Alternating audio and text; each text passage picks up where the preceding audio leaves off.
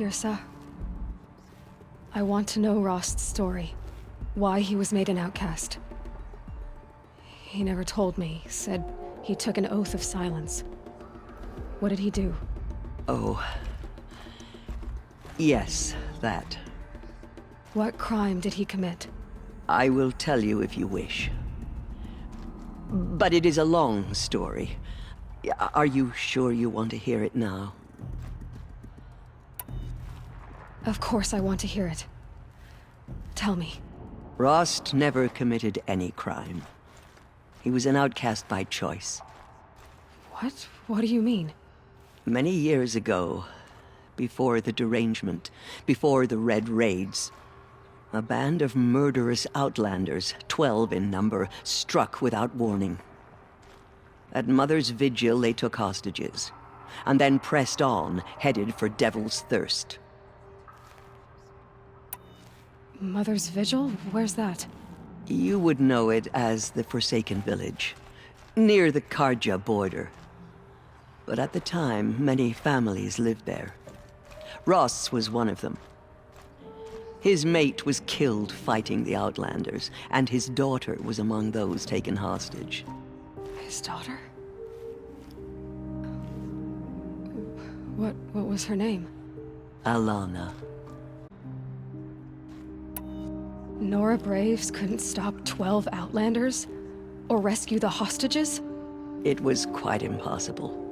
We outnumbered them, but every time a Brave came within bowshot, the Outlanders killed a hostage. What did they come here to do? That was never discovered. We couldn't track closely enough to observe them. We know they camped beyond Devil's Thirst for 2 days. There were reports of strange noises. And then, as suddenly as they came, the Outlanders made their way back to the border and disappeared. What happened to Rost's daughter? She was killed? Rost was one of the Braves who tracked the Outlanders, keeping his distance. There were 6 hostages still alive when they reached the border, Alana among them.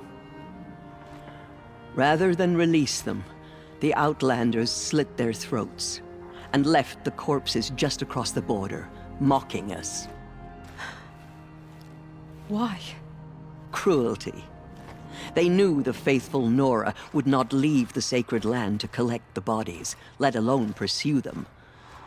They thought themselves safe from our vengeance. Are you saying that Rost went after? Rost was beside himself with grief, but even so, he would never have broken taboo. Then what did he do? He called upon the most terrible and secret rite of the Nora tribe. He begged to be made a Death Seeker. A Death Seeker? What is that? One who dies to go seeking, and in seeking, brings death to others. The ritual drags the spirit from one's body, releasing it to All Mother's care. The heart beats, the mind thinks, but the spirit has moved on.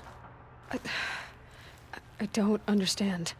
Rost went after the Outlanders, but his spirit never left. It remained here with All Mother. He gathered the bodies of the slain and returned them. And then he set out in pursuit, not as an exile, but a weapon of vengeance. A barbed arrow shot from a bow, never to return. But Rost did return. Yes. A full year later, and terribly wounded. He collapsed at the border of the sacred land. A hunting party came upon him. He was delirious, in agony. By law, he should have died where he lay. But one of the hunters broke taboo, him to our side. Who was she? A brave who'd lost a mate and 2 sons to the very Outlanders that Rost pursued.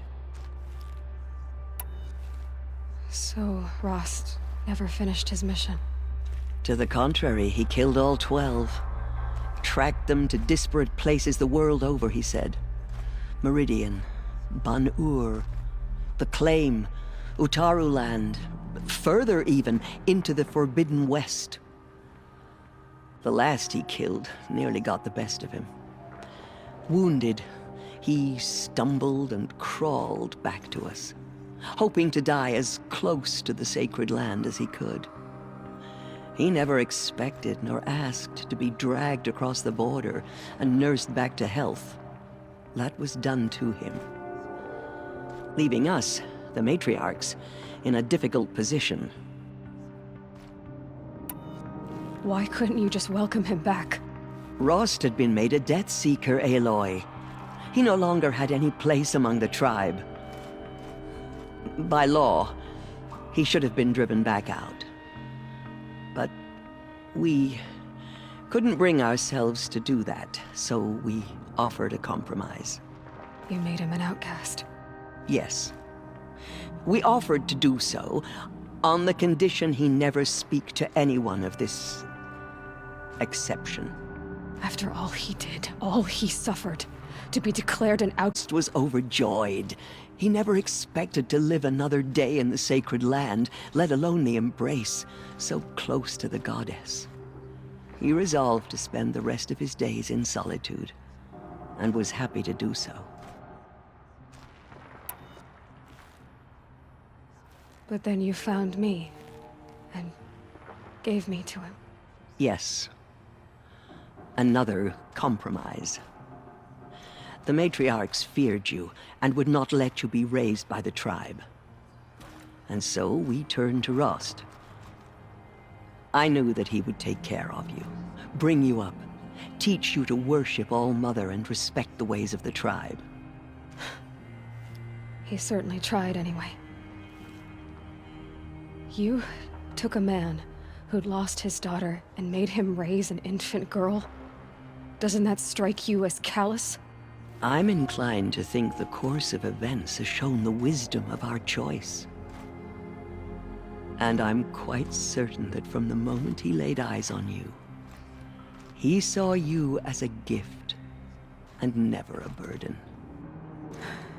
All right, Teersa, that's quite a story. It's time for me to move on. I thank you for doing what you could to help me through the years, and for telling me Rost's story.